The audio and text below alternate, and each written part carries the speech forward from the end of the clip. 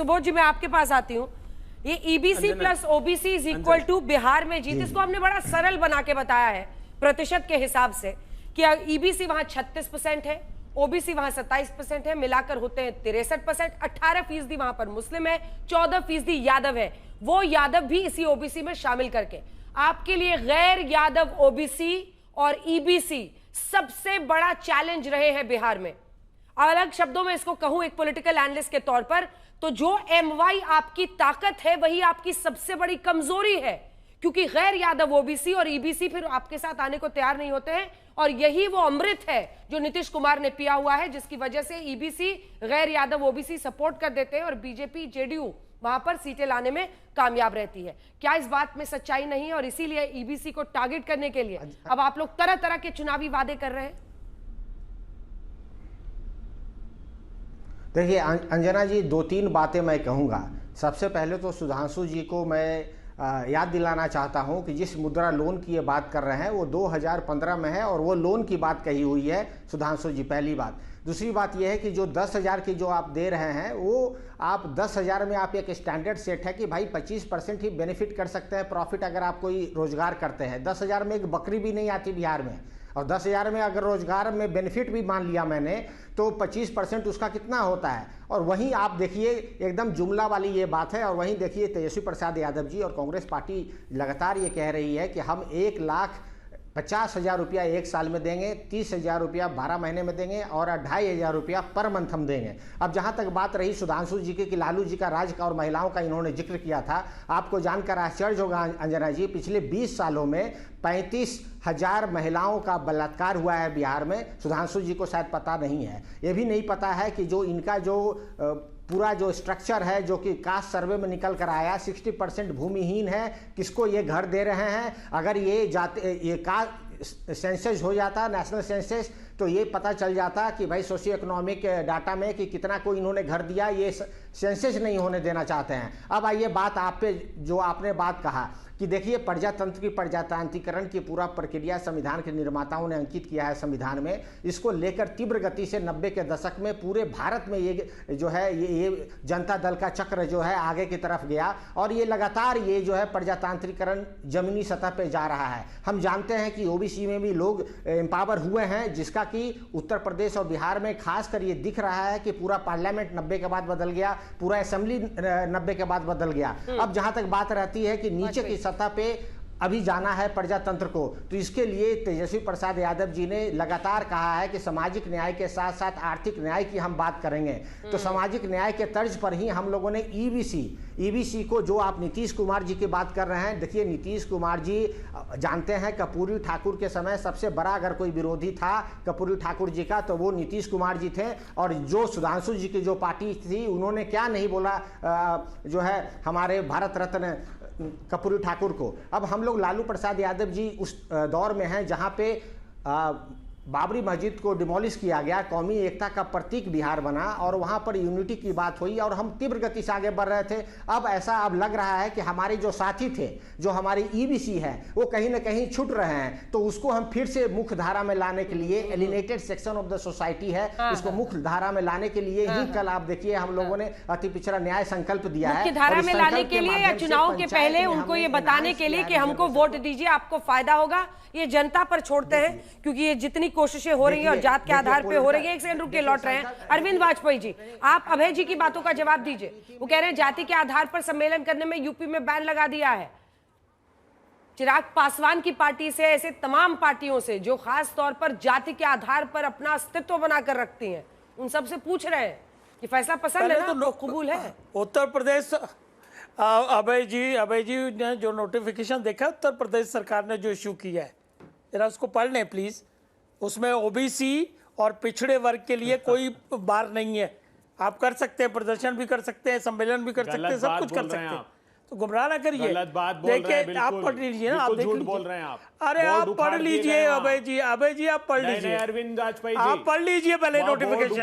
आप समझदार आदमी है, पढ़ लीजिए। हमने पढ़ अरे भाई आप पढ़ लीजिए नोटिफिकेशन। आप नोटिफिकेशन, अरे भाई ऐसा है तो बोलिए कि हम विरोध में। कौन मुंह चुराए? आप अगर ऐसा है तो बोल दीजिए विरोध। अरे भाई नोटिफिकेशन पढ़िए, देखिए नोटिफिकेशन पढ़ लीजिए और अरे हमने पढ़ नोटिफिकेशन लिया, जब ही वहाँ सस्टेन ग्राउंड करेगा पर एक्शन भी देख लिया। अरे सुन लो, सुन तो लीजिए, अरे सुन लीजिए, प्लीज सुन लीजिए, अब ऐसे ही सुन लीजिए। अगर notification contrary to the constitution होगा तो कोर्ट में, अरे अरे अरे अरे मैं क्या जवाब दे रहा हूं, सुनिए ना आप, आपके हिसाब से थोड़ी जवाब मिलेगा। जवाब ये है कि कॉन्स्टिट्यूशन के हिसाब से अगर नोटिफिकेशन ठीक होगा तो वो सस्टेन करेगा। अच्छा ये बताइए, जाति के आधार पर सम्मेलन कर सकते हैं कि नहीं, इसका जवाब दीजिए आप। तो कर सकते हैं, बोल दीजिए। अब आप सवाल एक ही सवाल रिपीट कर रहे हैं ना सर। आपके बीच में अगर कोई ऐसा लग जाता आपके पीछे तो फिर आपको भी मुश्किल होती, तो थोड़ी सी मर्यादा रखिए सर, बोलने दीजिए उनको। बोलिए। जवाब हम दे नहीं, मुश्किल का नहीं है, हमें मुश्किल का नहीं है, जवाब है नहीं हमारे पास। 70 के दशक में जाइए, 70 के दशक में जाइए, हम लोगों ने जाति हटाने का अभियान चलाया था और बिहार में खास तौर से अपने नाम के आगे हम लोग जातियां नहीं लगाया करते थे। भूल गए वो दिन? देखिए, जाति प्रथा है, ये एक सच्चाई है, लेकिन जाति के नाम पे एट्रोसिटीज भी नहीं होनी चाहिए। जाति के नाम पे उनके उत्थान की बात होनी चाहिए, ये हम लोग करते आए हैं। अब इन्होंने SIR का मुद्दा छोड़ दिया, उसको पीछे कर दिया। अब आ गए रिजर्वेशन पे। रिजर्वेशन का इनसे पूछना चाहता हूं, इतने खैरख्वाह बन रहे हैं तो मंडल कमीशन क्यों नहीं लाए थे? कौन लाए थे मंडल कमीशन? स्वर्गीय Ramvilas Paswan ji labour welfare minister थे, VP सिंह प्रधानमंत्री थे, हम ही ने चिंता की, हम ही ने उसको लागू कराया। बाबा अंबेडकर साहब का तेल चित्र किसने लगाया था पार्लियामेंट में? आप लोगों ने तो नहीं लगाया। आपके कहने की बातें और हैं, चुनावी एजेंडे की बातें और हैं, जब प्रैक्टिकल होते हैं तो उनका लागू नहीं, तब उनको ध्यान नहीं आता है। SC/ST एक्ट आपको याद होगा अंजना जी, सुप्रीम कोर्ट ने डाइल्यूट किया था। इसी सरकार में स्वर्गीय रामविलास पासवान जी जब थे, जाके उन्होंने उसको बिल्कुल रिस्टोर करवाया। तो हम लोग तो उसी समाज से आते हैं और हम लोग जब जब सत्ता में हैं सबसे पहले उस समाज की भलाई की बात करते हैं। और उस समाज की क्यों, समाज का जो भी पिछड़ा वर्ग है, OBC आयोग किसने बनाया? 60-70 साल में इन्होंने तो नहीं बनाया OBC आयोग, हम लोगों ने आके बनाया। तो हम लोग कहते नहीं है, काम करते हैं। जिस बिल्डिंग की नींव रखेंगे उसका उद्घाटन भी करते हैं। और इसीलिए डबल इंजन की सरकार चल रही है बिहार में। पिछले 11 सालों में 14 लाख करोड़ रुपया दिया है, महिलाओं को रिजर्वेशन दिया है। 65% रिजर्वेशन किस सरकार ने किया? नीतीश सरकार ने किया। और वो लेकिन चूंकि सुप्रीम कोर्ट में पेंडिंग हो गया, इसलिए वो 9 शेड्यूल में नहीं आ पाया, नहीं तो उसको भी 9 शेड्यूल में डालने की तैयारी थी, रिकमेंडेशन करके भेजा गया था। तो हम लोग प्रैक्टिकल लोग हैं, हम समाज के लिए, हमारा इतिहास है कि हम काम करते आए हैं और काम करते रहेंगे। छोटा सा जवाब, इसीलिए ये लोग 20 साल से उसके बाद में सुधांशु जी बाहर है, इसीलिए बाहर है। एक छोटा सा जवाब। लेकिन अभय जी साथ में बताइए ना, हमेशा हाइड्रोजन बॉम्ब, प्लूटोनियम बॉम्ब, पता नहीं कौन कौन सा, प्लैटिनम बॉम्ब, कौन सा बॉम्ब है, कब आएगा ये बॉम्ब, और इससे कैसे लोकतंत्र बम होने वाला है? कुछ बताइए, कुछ समझ ही नहीं आ रहा। बीजेपी वाले कह रहे हैं फुस हो गया, कभी अनाउंस करते हैं फिर नहीं बताते हैं, फिर कहीं और बता देते हैं। आपके कई प्रशंसक भी कह रहे हैं कि मामला ऐसे ही चल रहा है। अंजना जी, इससे बड़े प्रमाण और क्या 2 बार राहुल गांधी जी ने दिए?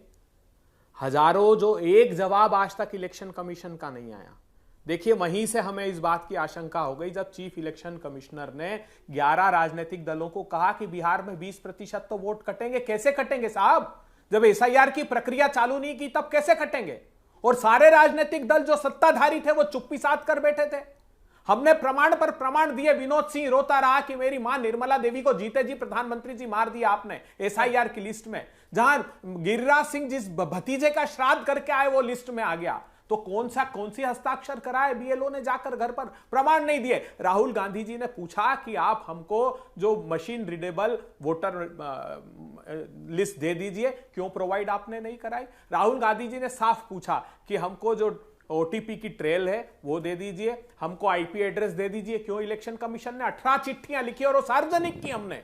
जो कर्नाटका की यूनिट ने लिखी चिट्ठी इन्वेस्टिगेशन कर रही थी, तो क्यों नहीं दी? क्या पाप छुपाना चाहते हैं? सुधांशु जी अब इसका भी जवाब दीजिए।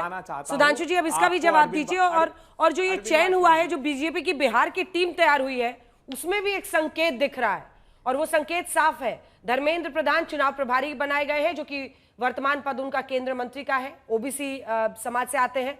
CR पाटिल साहब मराठा समाज से आते हैं, केंद्रीय मंत्री हैं। केशव प्रसाद मौर्य उत्तर प्रदेश वाले, वो भी OBC समाज से ही आते हैं, जो उप मुख्यमंत्री हैं उत्तर प्रदेश के। तो मतलब जाति का कार्ड, और ये लगभग ये जो नंबर है वही बता देता है। 63% अगर ओबीसी ईबीसी मिलाकर होते हैं तो आपको इसी से उम्मीद है।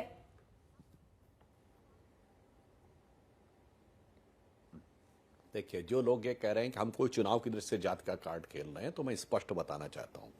जब संख्या गिनानी है तो बताइए, बिहार में आज तक हमारे 4 डिप्टी सीएम हुए। सीएम तो हमारा नहीं हुआ कभी, तो डिप्टी सीएम हुए। तो हमारे वर्तमान में सम्राट चौधरी जी, इससे पहले तारकेश्वर जी, रेणुका जी, और उससे पहले स्वर्गीय सुशील मोदी जी, 4 ओबीसी। और अभय दुबे जी के प्रांत के 4 मुख्यमंत्री हुए। शिवराज सिंह चौहान जी, बाबूलाल गौड़ जी, उमा भारती जी, मोहन यादव जी, 4 ओबीसी। उत्तर प्रदेश में कल्याण सिंह जी सीएम और केशव मौर्य जी डिप्टी सीएम। 10 ठो तो यही हो गए मान्यवर।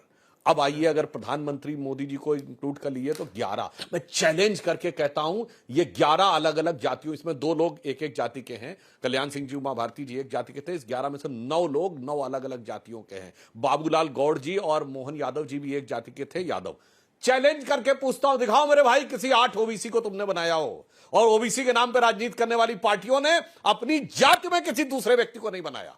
मैं विनम्रता और दृढ़ता से कहता हूं, हमने 2 यादवों को चीफ मिनिस्टर बनाया। इन्होंने यूपी हो या बिहार, परिवार के बाहर किसी को न सीएम न कोई राष्ट्रीय अध्यक्ष। यह जाति का चूरन देना है, परिवार के हाथ में सत्ता संपूर्ण रखना है। बिहार में देखिए, राष्ट्रीय अध्यक्ष लालू प्रसाद यादव जी, नेता प्रतिपक्ष विधानसभा तेजस्वी जी, नेता प्रतिपक्ष विधान परिषद कौन, राबड़ी जी, और उसमें अब्दुल बारी सिद्दीकी वगैरह को छोड़ दिया। कोई फर्क नहीं पड़ता भाई, परिवार के हाथ में सारा का सारा रहना चाहिए। 3 ठो सीटें थी तो परिवार की देखिए क्या गजब है कांग्रेस के साथ, कि भाई राहुल गांधी जी लोकसभा में, फिर माता सोनिया जी राज्यसभा में, फिर बहन प्रियंका लोकसभा में। जात की गणना पहले कर लो विधानसभा लोकसभा में पूरी, अपने परिवार की गणना कर लो पूरी, फिर कहो जात की गणना है बहुत जरूरी, बहुत जरूरी, बहुत जरूरी। इसलिए हम जो कर रहे हैं, कोई चुनाव के लिए नहीं कर रहे हैं। मैंने पिछले 25-30 साल का अपना रिकॉर्ड बताया कि समाज के भिन्न भिन्न वर्गों से सबको लाकर स्थापित करने का काम पिछड़े समाज से किया है। और जिनको आज आप सबसे ज्यादा हिंदूवादी लोग कहते हैं, उसमें चाहे उमा भारती जी, साक्षी महाराज, साध्वी निरंजन ज्योति, महामंडलेश्वर भी हैं, और वो मल्लाह समुदाय से आती हैं। उन सबको भी हम लोगों ने उस समय आगे बढ़ाया और ये तो बड़े बड़े पदों पे रहे। अब दूसरा मैं बताना चाहता हूं, देखिए सुबोध जी पढ़े लिखे व्यक्ति हैं, मगर इनको फैक्ट के साथ बात करनी चाहिए। इन्होंने कहा कास्ट सेंसस, तो सुबोध जी कास्ट सेंसस का निर्णय मई 2022 में हुआ था कैबिनेट में, जब भाजपा जदयू की सरकार थी। जब लागू हुआ सितंबर 2022 में, तब तक आप लोगों के साथ सरकार आ गई थी। वो निर्णय हम लोगों का था, विरोध में नहीं थे। और केंद्र की सरकार ने भी कह दिया है कास्ट सेंसस होना शुरू हो जाएगा अगली बार से। तो इसलिए आकर यहां पर गलत नहीं बोलना चाहिए। कर्पूरी ठाकुर जी को भारत रत्न हमने दिया, और देखिए ये लोग कितना झूठ बोलते हैं। अंजना जी अभी कहा कि 1.5 लाख रुपए एक परिवार की महिला को देंगे। मैं दर्शकों से कहता हूं जाके चेक करिए बिहार की आबादी कितनी, लगभग आज अनुमान के अनुसार 13 साढ़े 13 करोड़, और एक परिवार में 4 साढ़े 4 लोग मान लीजिए, तो कितने परिवार हो गए, 3 साढ़े 3 करोड़। और जरा 3 साढ़े 3 करोड़ को 1.5 लाख से इंक्लूड करिए तो हो गया 5 करोड़। और बिहार का बजट कितना, 3,17,000 करोड़। मतलब गजब है भाई, 3 लाख कुछ हजार करोड़ के बजट में 5 करोड़ बांट दें। क्या घोषणा की थी? ये होता है झूठ बोलना, भ्रम पैदा करना जनता के बीच में। अरे सर, आपने अपने टर्न पे बोलिए। आपने क्या घोषणा की? बोलिए। हमने 10,000 लाख जरूर पूरा करें। अबे जी पूरा करें, पूरा करें, इसके बाद आप ही की बारी। अपने टर्न पे बोलिए ना। अरे पूरा करने दीजिए, बोलिए सुधांशु जी। पूरा करने दीजिए। और उसके बाद और मैं पूछना चाहता हूं, ठेके में आरक्षण देने की बात कर रहे हैं दुबे जी, दे दिया कर्नाटक में, दे दिया तेलंगाना में, दे रहे हिमाचल में, बोलो भाई। दिया था भी पंजाब में, दिया था राजस्थान में, दिया था मध्य प्रदेश में। यह है झूठ के नाम पर। देखिए हमारा सिद्धांत क्या है अंजना जी, मोदी जी के नेतृत्व में भाजपा का सिद्धांत है सभी जातियों की पहचान, सभी जातियों का सम्मान, सभी जातियों का उत्थान। और इनका है केवल परिवार को सम्मान, परिवार को मिष्ठान, इसके लिए जातियों में घमासान।